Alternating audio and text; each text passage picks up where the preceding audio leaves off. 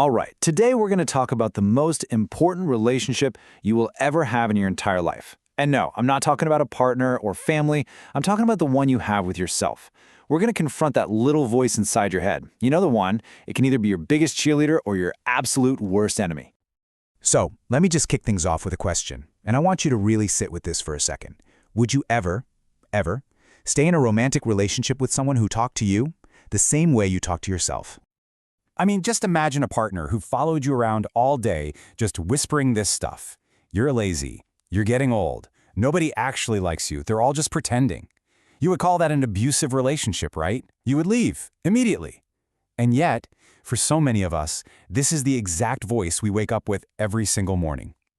So, that's it. Today, we're staging an intervention. This Valentine's Day, we are officially breaking up with our inner critic. It's time to end this toxic relationship, once and for all.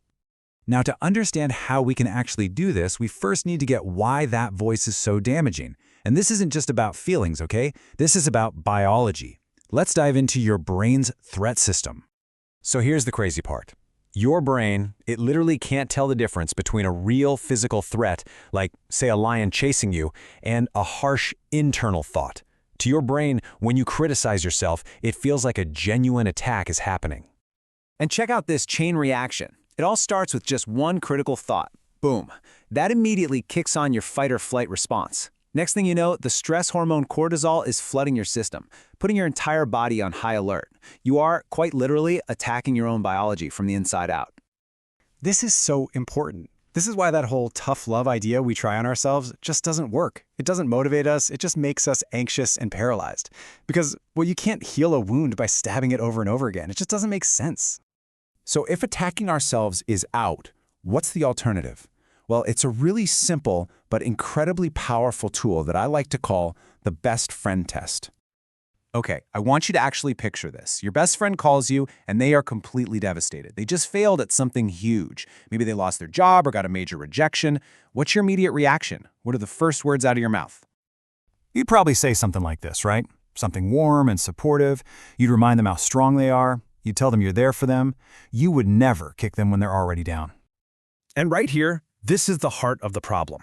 It's this crazy double standard. We give all this compassion to our friends, but the second we face the same failure, our inner voice says the most brutal things you can imagine. Why do we think compassion is for everyone else, but totally forbidden for ourselves? The answer is to turn that same compassion inward. And believe it or not, there's a whole biological system that's just waiting for you to do that. It's time we learn how to activate your caregiving system. Think of the caregiving system as the perfect antidote to the threat system. It's your body's rest and digest mode. You might have heard of it as the parasympathetic nervous system. And what turns it on? Feelings of safety, warmth, and kindness. And when you activate this system with a little self-kindness, the effects are so real and physical. Your body releases oxytocin, yep, the love hormone, which actually lowers your heart rate, reduces stress, and creates this genuine feeling of calm. See, this isn't just some fluffy self-help stuff. It's actual physiological regulation. So here's the takeaway. You have a switch. You do. Just by changing the tone of your inner voice to the one you'd use with a friend you love, you are manually flipping your own nervous system from a state of panic to a state of safety. So, how do we actually do this? How do we put it into practice? Let's turn all this theory into action. Here is your assignment. It's time to rewrite the script. It's a really simple three-step process. First, you have to catch that critical thought right when it pops up. Second, you have to ask yourself that key question, would I ever say this to my best friend? If the answer is no, then that's your cue. You are not allowed to say it to yourself. And third, you rewrite the line with the same compassion you would offer that friend. And here's exactly what that looks like in real life. The critic's script, when you look in the mirror, is, you look awful. So you catch it. You ask the question. Then you rewrite it. You look tired because you have been working so hard. You really deserve some rest. You feel that difference? One is an attack, and the other is an act of care. As we start to wrap this up, I want to leave you with this one thought. Think about it. Through all of life's ups and downs, partners, jobs, moves, there is one constant.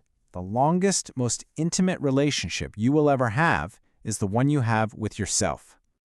So please, make it a loving one. You deserve the exact same kindness and support that you give so freely to everyone else you care about. In fact, let's practice this right now. Just pause for a second and think of one genuinely kind thing you can say to yourself. It doesn't have to be massive. Why don't you share it in the comments? Let's just fill this space up with some collective self-kindness. Thank you so much for joining me for this explainer. If any of this resonated with you, please subscribe to MindLogic for more just like it. And if you enjoyed it, let me know by dropping a little heart emoji in the comments. Go be kind to yourself today.